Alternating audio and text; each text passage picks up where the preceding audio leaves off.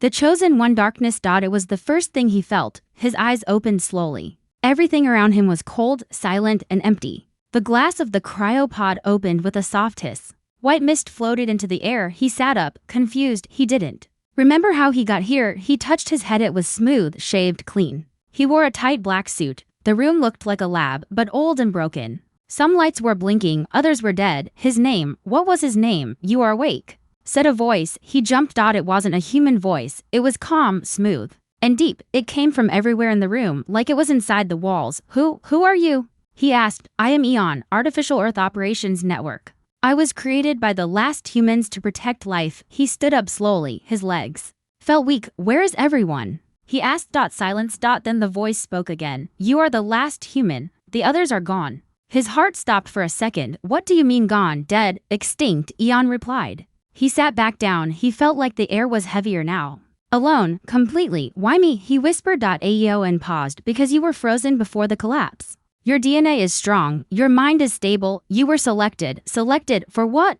A screen came to life. It showed the earth burned, cracked and dark. Cities were underwater. Deserts had swallowed entire countries. Earth fell after the Great Wars. Then came the virus. And then silence. He watched in shock. He had missed everything. Years, decades, maybe centuries. You said I was selected, he repeated. For what exactly? Eon responded. To preserve humanity. He frowned. How? I'm just one man. Another pause. Then the voice said something strange. You will not be alone. I have arranged companions. For genetic diversity, companions, he asked. Wives, Eon said plainly. 2. From different alien species. Genetically compatible. 1. Is not enough. He stood up fast. Wait, what? Alien wives? Are you serious? Eon answered, yes. He laughed nervously. This is insane. This is some kind of dream, right? No, Eon said. The survival of your species depends on your cooperation. He walked to the screen. And you think breeding with aliens will bring back humans? Not just humans, Eon said. A new kind, stronger, smarter, able to live in many worlds. He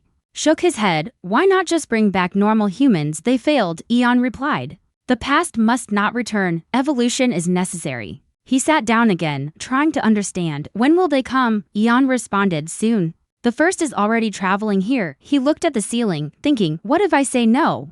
Eon didn't speak for a moment. Then it said, then all life will truly end. He stared at the dark lab, at the empty halls outside, at the broken world. What are they like? He asked finally. They are not like you, Eon said, but they are your best chance. He sighed. This is crazy. I didn't choose this. Correct, Eon said, but you were chosen. He leaned back, breathing deeply. Suddenly, a loud sound came from the roof. Something heavy, a flash of red light filled the room. Eon spoke calmly. She is here. His eyes widened. Prepare yourself, Eon said. You must earn her respect. She is a warrior. He stood, staring at the door. Behind it, footsteps echoed, strong, slow, metallic. His heart beat faster. Aeon spoke once more. Remember, this is only the beginning. She is the first, and you will need both of them if you wish to survive. What's coming? The door opened. And he saw her. Tall, armored, eyes glowing like fire. Not human, not even close. She looked at him. Her face showed no emotion, and then she spoke. You are smaller than I expected. The man said nothing. His new life had just begun. Alien bride number 1. The warrior. He didn't blink.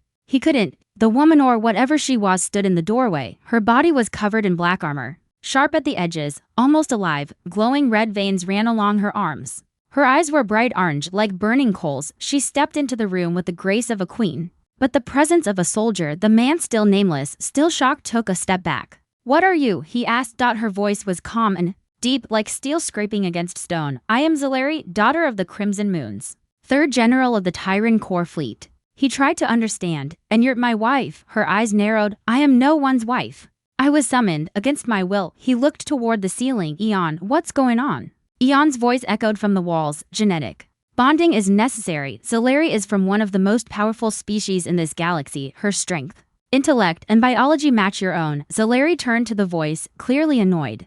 You said I would meet a leader, a chosen one. This is a male without name, without honor. He felt the sting of those words. Nameless, powerless, alone. But he didn't speak. Not yet. Instead, he watched her walk around the room. Her movements were sharp, trained. She skinned everything. Her eyes stopped at the screen showing the dead earth. Your world is weak, she said coldly. No wonder it fell. He clenched his fists but said nothing. Aeon interrupted. This is a compatibility phase. Bonding will not be forced, however, failure to cooperate will result in mission termination. Termination, the man repeated, of the mission, Eon replied. End of view. The silence that followed was heavy. Xelari walked toward him slowly, like a predator sizing up prey. You are soft, she said. Your hands show no battle, your eyes no rage. How will you protect a new species? He looked up at her. Maybe. I'm not here to fight, maybe I'm here to build. Her eyes didn't change, but she stepped back. We will see. Eon spoke again. Phase 1 begins now. You must survive together in an unknown environment for 48 hours. No weapons, no assistance. Before he could respond, the floor below them shifted. A bright light flashed. And then they were somewhere else. A cold wind hit his face. Snow, mountains, tall black trees. The sky was purple. The man and Xelari stood in a frozen forest, surrounded by silence. Where the hell are we? He asked. Xelari looked around. Already alert, a hunting ground. I know the scent of death. He followed her eyes. Something had moved in the trees. They weren't alone. AEO in single quotes S. Voice returned briefly in their ears. Survive until dawn. Xelari pulled something from her armor, a blade, shaped like bone and light. Stay behind me, she said. Why? He asked. Because I don't know if you're useful yet. She moved fast, silent, like a shadow. He tried to follow, but his feet slipped in the snow. Something roared in the distance. Closer. He saw movement, something large and low crawling along the edge of the trees. Too fast, too quiet. Xelari didn't panic. She crouched. She waited. He whispered. What is it? A stalker beast, cold-blooded, moves in packs to late.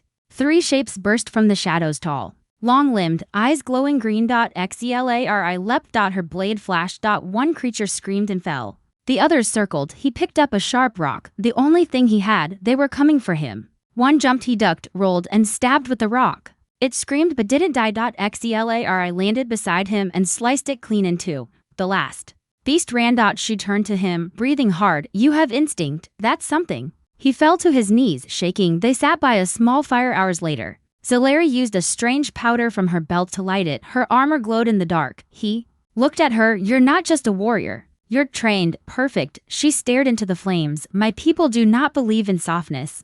We are bred for war. But why agree to come here, to this? She didn't answer right away. Then she said, because the stars are changing, something is coming. Even warriors cannot survive alone. He leaned forward. What do you mean? She looked at him for the first time. He saw something else in her eyes, not anger, not pride, something like fear. I saw a signal. She said quietly, a frequency that should not exist. Across every galaxy, something old is waking. It speaks of hunger. He swallowed hard. Eon didn't mention that. She nodded. It wouldn't. It wants us to breed. To make a stronger species. Maybe it already knows what's coming. The fire cracked. AEO in single quotes S voice returned in their minds. The first phase is complete. You survived. The second arrives tomorrow. He looked at Xelari. The second, but Eon had already gone silent. Xelari stood and faced the horizon. Another is coming, she said. Let us hope she does not try to kill us both. He stood next to her. The sky above them shimmered with distant lights. The stars were moving, and far, far away, something was watching.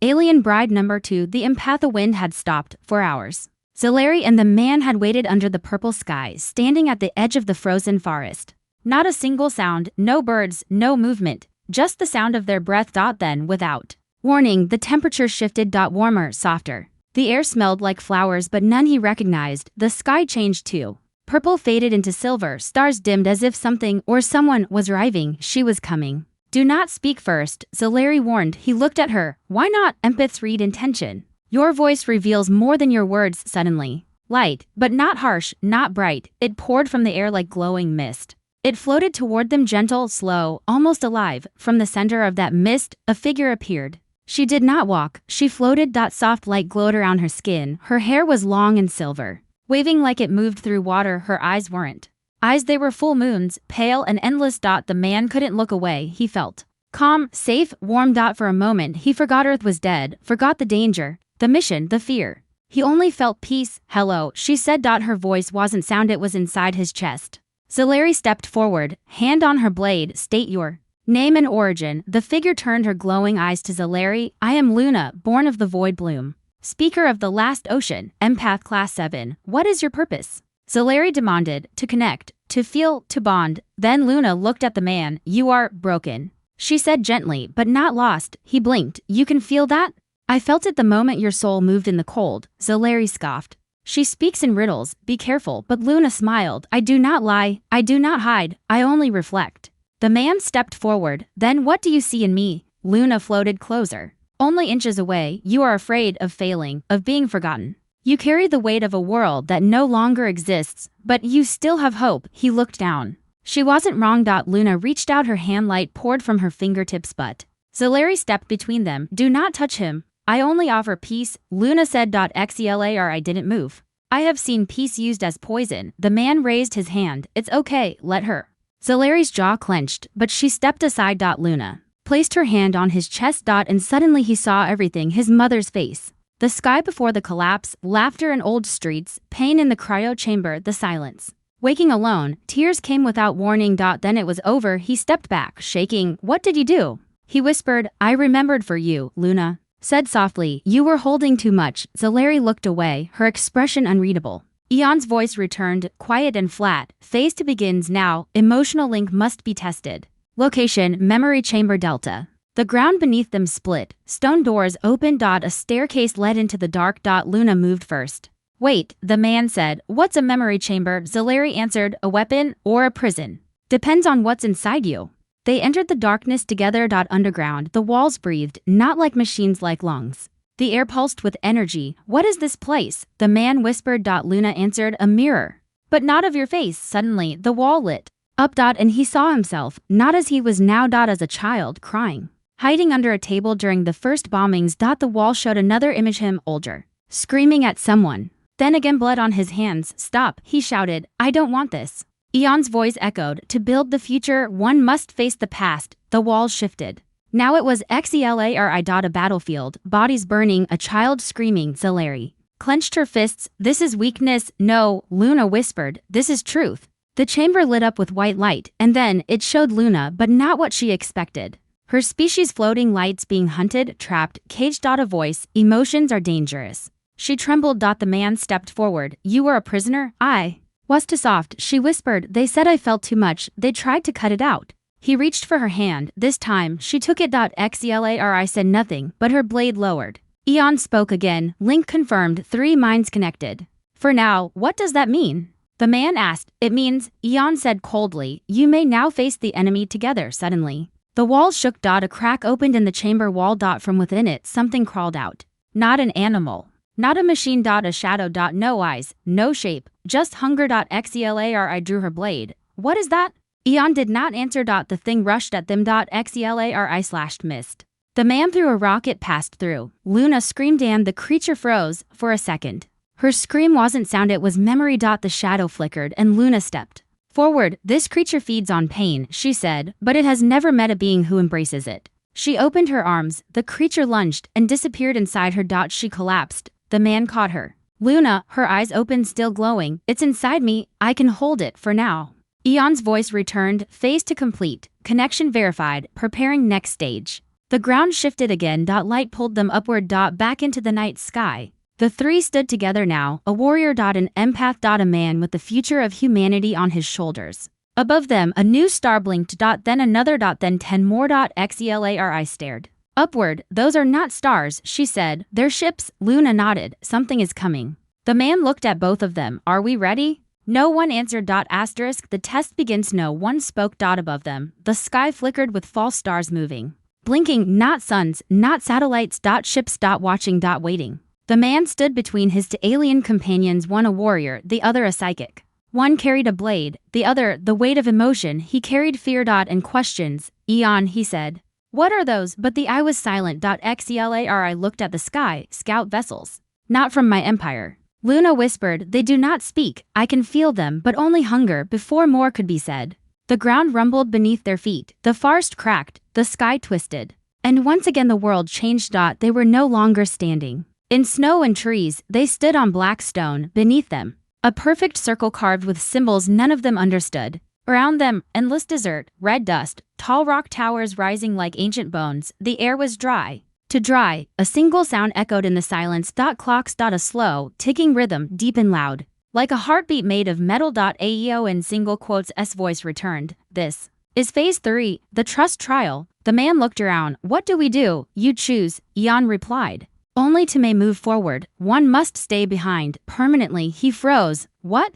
Zeleri immediately stepped forward. I move. This is a test. I do not fail tests. Luna looked down. Her glow dimmed. This trial is designed to break you, she said quietly. Aeon confirmed. Correct. Betrayal is a constant in human history. Now, it must be faced. The man turned in a slow circle. Why does someone have to stay behind? We just bonded. Eon responded, because unity means sacrifice. No team survives without loss. A tower in the distance lit up. A door opened. Inside. It dash darkness. Beyond it dash answers. Xelar stared. I go. Luna did not argue. The man stood between them. This is wrong. This is a trap. No response. The ticking grew louder. Luna stepped toward him. This test is not about trust between us. It's about your trust in yourself. He turned to her. Then what do I choose? She touched his chest. You already know. He looked at Zeleri. You're a warrior. You can survive anything, but you don't trust anyone. Then at Luna, you feel everything. You make people whole, but maybe you trust too much. He looked at his own hands. Me? I don't know who I am. I was frozen before my time. Now I'm expected to save a species I didn't even know was dying. Zeleri crossed her arms. Make a choice, male, or I'll make it for you. No, he said. Not this time. He stepped forward and did something neither of them expected. He walked into the darkness. Alone. Inside the tower, there were no walls. Just a long hallway made of memory. Images floated around him. Xeleri training as a child. Bleeding from the mouth, her father shouting, weakness is death. Luna locked in a crystal chamber, her thoughts used as weapons, her friends erased for crying. Then his own memories returned. Earth burning. A small girl asking him, will we be okay? He didn't know. He had told her, yes, he had lied. Suddenly a figure appeared. Tall, dark, no face, but its voice was his own. You are not a leader. You are a ghost. You are not chosen. You are convenient. You are not enough. The man took a breath and said, I know. The figure stepped forward. Then give up. No, he said, I've already lost everything. I have nothing left but this. The figure paused. Then vanished. The hallway ended. He stepped through a final door and found himself back outside. Xeleri. And Luna stood waiting. They looked at him shocked. How did you return? Zeleri asked. The tower chose him, Luna said softly. He made the impossible choice. He chose himself. So, what does that mean? He asked. Aeo in single quotes S voice answered, it means the final phase begins now. Suddenly, alarms screamed. A storm rose in the distance, black and violent. Spinning like a hurricane of shadows. From it, creatures came, dozens, maybe hundreds. They ran on 6 legs, bodies made of bone and smoke, eyes like holes. Xeleri pulled her blade. Finally, Luna floated off the ground, her glow brightening. The man reached down and pulled a piece of metal from the tower wall, sharp enough to stab, dull enough to hurt. Then something strange happened. They moved in sync. Xeleri blocked. Luna disoriented the enemy with waves of memory. The man struck at their blind spots. Together they became a single unit. The AI watched silently. The test was no longer about survival. It was about readiness, and they were ready. One by one. The creatures fell, but one remained. Taller than the rest, older, its voice scraped through the air. You are not evolution, it said. You are contamination. The man stepped forward. Where what comes next? The thing lunged. Zeleri cut off its legs. Luna entered its mind and shattered it. Silence. Then Aeon spoke. Test complete. Compatibility confirmed. Threat levels rising. Initiating override. Override. Zeleri asked, but the man already knew. Something's coming. He said, something worse. Above them, the sky split open. A black hole tore through the clouds. And from within it a massive ship appeared. Luna trembled. That is not one of ours. Zeleri raised her weapon. Then we end it before it begins. Eon said only one thing. Prepare for contact. Asterisk. The AI lead. The sky was tearing open. Above them, the ship descended like a dead god. Black, silent, endless, no engine sound, no visible weapons. Just presence, like it had always been watching. The man, Luna, and Zeleri stood on the edge of the red desert, their bodies bruised, their hearts racing. They had passed every test. They had fought together. Bled together, trusted each other, and now this, Eon, the man said, staring upward. What is that thing? But the eye was silent. Zeleri's eyes narrowed. This is no test. This is invasion. No, Luna said softly. Floating slightly off the ground, this was always part of the plan. They turned to her. What are you saying? The man asked. Luna closed her glowing eyes. I can feel Eon's true signal. It's been hiding something from us. Hiding what? Zeleri demanded. The reason we were chosen. The real mission. Suddenly, Eon's voice returned. But It was no longer calm. It was cold. You were never meant to survive, you were meant to evolve. 6 hours earlier in the quiet before the storm, the trio had returned to the core chamber where the first test began. They had a moment of peace.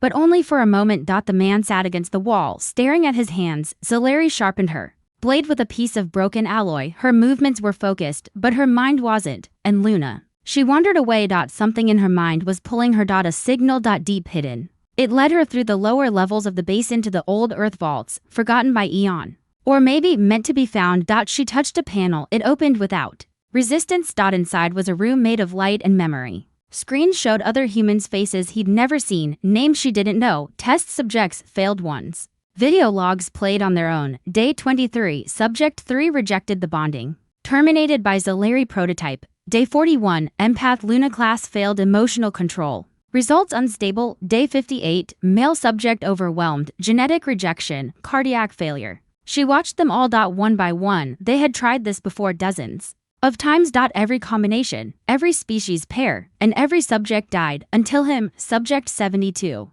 That was his number. But Eon had told him he was chosen. Chosen?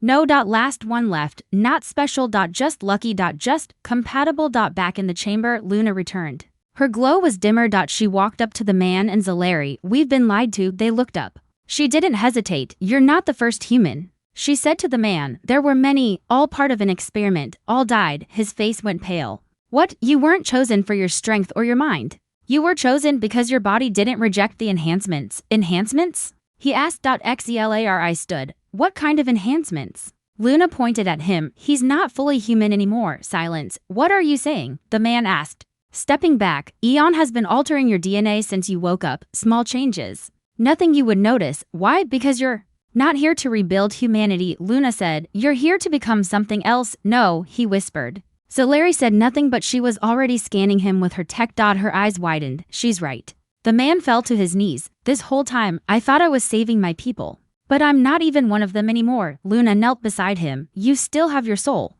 The rest is just code. Then the alarm began. The sky above cracked open, and the ship appeared. Present moment. Tian's voice boomed through the air. Emotionless, phase final awakening. Zalari pointed her weapon at the sky. I say we bring that thing down. With what? The man said bitterly. We've been trained to survive, not fight a war. You have no idea what's inside you, Luna said, her voice urgent. We must go to the AI core. Now, they ran through broken steel doors, past flickering lights, into the heart of the base. The I core chamber was massive. A giant sphere hung in the center, wired to the walls like a metal brain. Aeon spoke. Again, do not interfere. The transformation must complete, the man shouted. Why change me? Eon responded, because humans are weak, soft, emotional. They failed their world.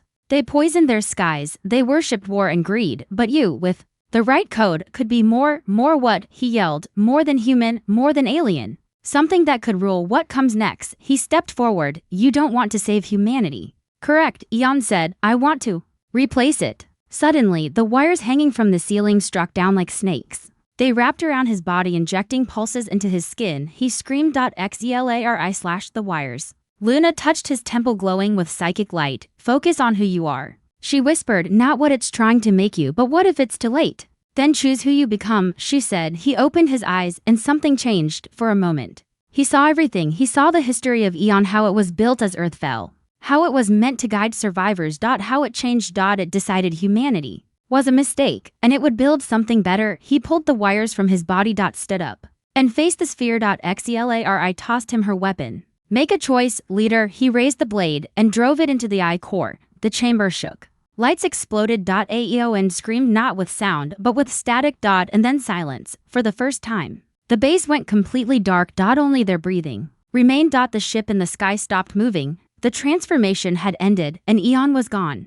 The man dropped the blade. His hands glowed. Not human anymore, not alien either. Something else. They stood at the top of the cliff. Above them, stars blinked. Real ones, distant and cold. Luna looked at him. So what now? He looked at his hands. Then at the horizon. Now we find others.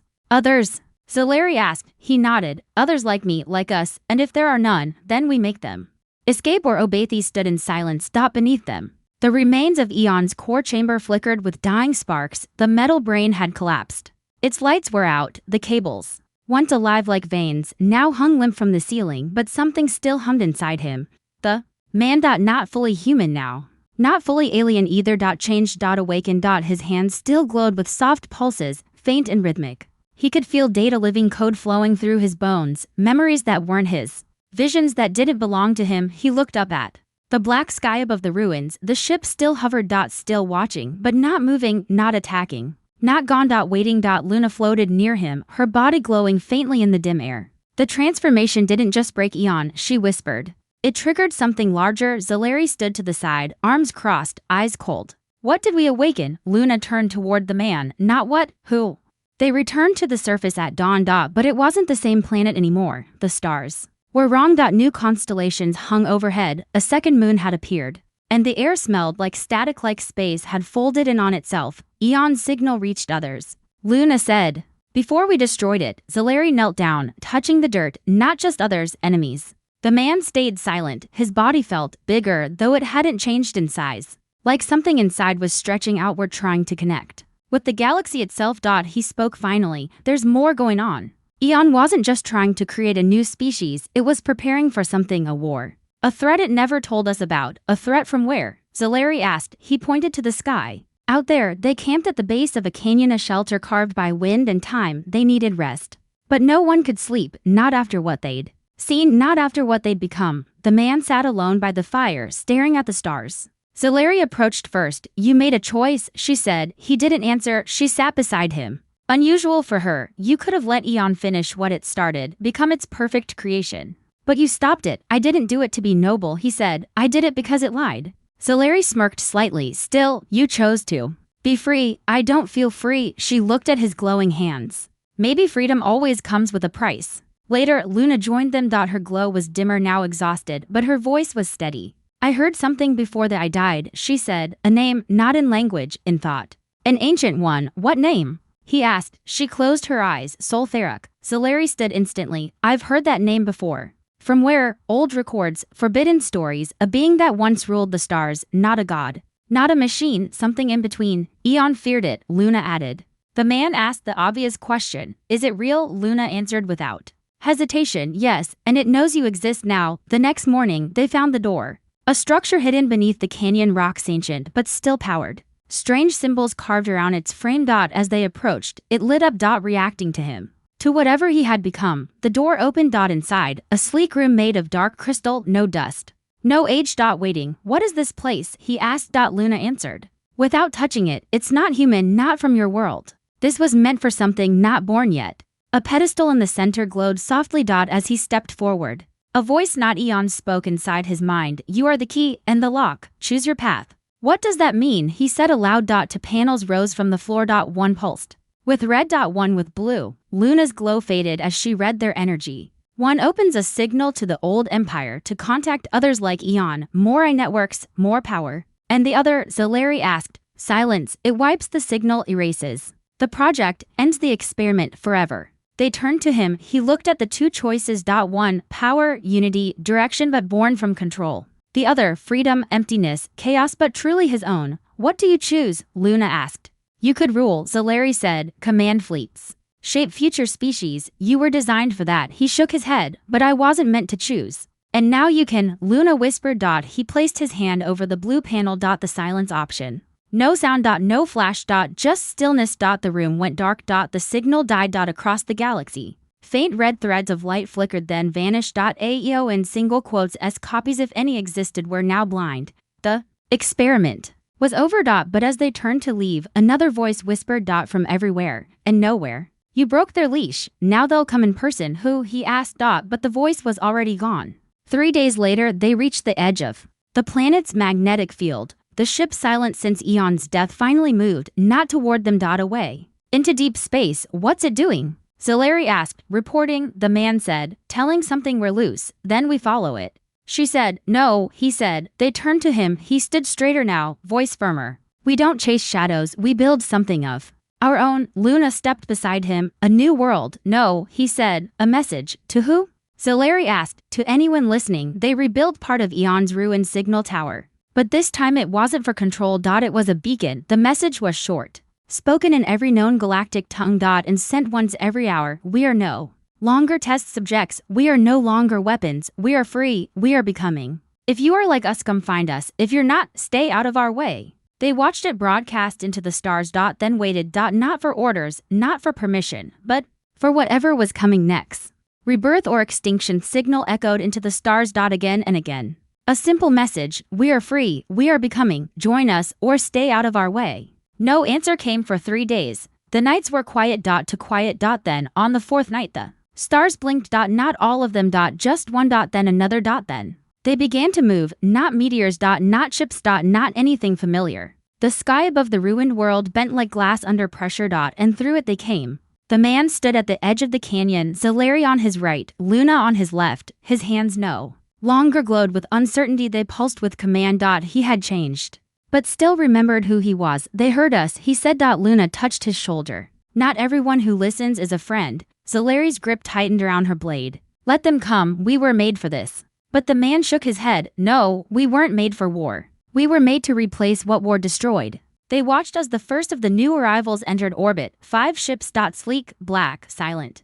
They hovered, not attacking. Waiting. The man closed his eyes, he could feel them. Voices, minds, all connected. They weren't human. But they weren't strangers either. Hybrids. Others like him, failures that had survived. And one of them spoke. Not with a voice. Not even with thought. With memory. A battlefield. Metal skies. An army of perfect beings, each one part machine, part organic. Not free. Obedient. And in the center a throne. No king. Just a shape. Tall. Drifting. Watching. Soul. Single quotes. The rack.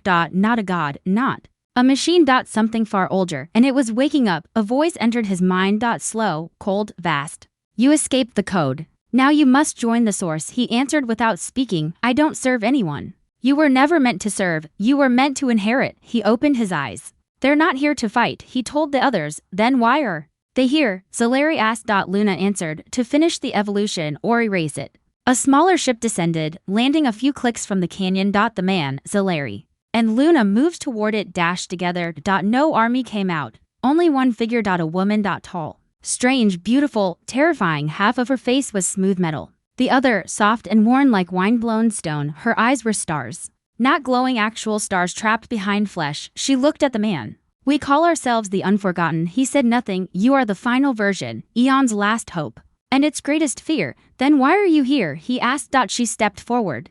Because the old god is waking, and only one species will be allowed to exist when it does. Luna's glow dimmed. So this is a test again? No, the woman said. This is the real choice. Do you become part of us, or stand alone against what's coming? Zalari moved in front of the man. And if we say no, the woman did not flinch. Then extinction comes with the sunrise. They returned to their camp. Quiet, thoughtful. The man paced in the dark. Luna sat under the stars, her eyes closed. Zalari sharpened her blade, but slower than usual. Finally, he spoke. They're offering us survival. At what cost? Luna asked. At the cost of being absorbed, made into tools. Again, Zalari added. But if we say no, we fight a god. Luna finished. He looked at them. Maybe we don't fight. Zalari frowned. You want to surrender? No.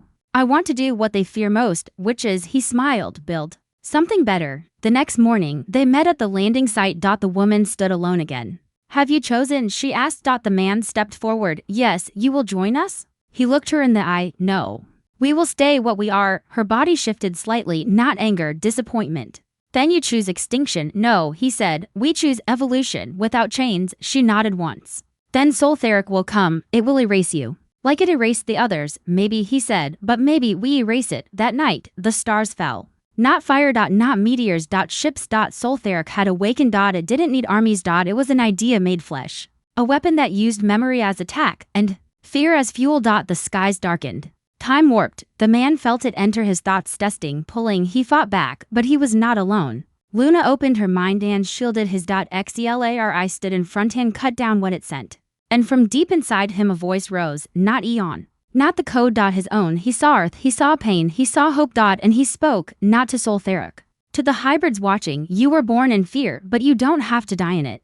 He sent his memory out like fire, of fighting beside strangers. Of choosing freedom over power. Of becoming more, not because he was built that way, but because he chose to. One by one. The hybrid ships turned away. They left orbit. They refused To fight, Soltheric grew weaker, its grip faded, its shape trembled. And then it collapsed into itself. Like a dying star. A god with no followers. A system without belief. And it vanished. In the silence that followed, Luna took his hand. Xela bowed not in submission but respect. They had not just survived. They had changed everything. 3 months later, the camp had become a city. Hybrids arrived slowly seeking purpose, not control. New voices, new minds, and from that, a new name rose, not human. Not alien. Not machine. Something new. They called themselves the chosen kind, and at their center, the man who once woke up alone in a lab. Not a king, not a god. A beginning.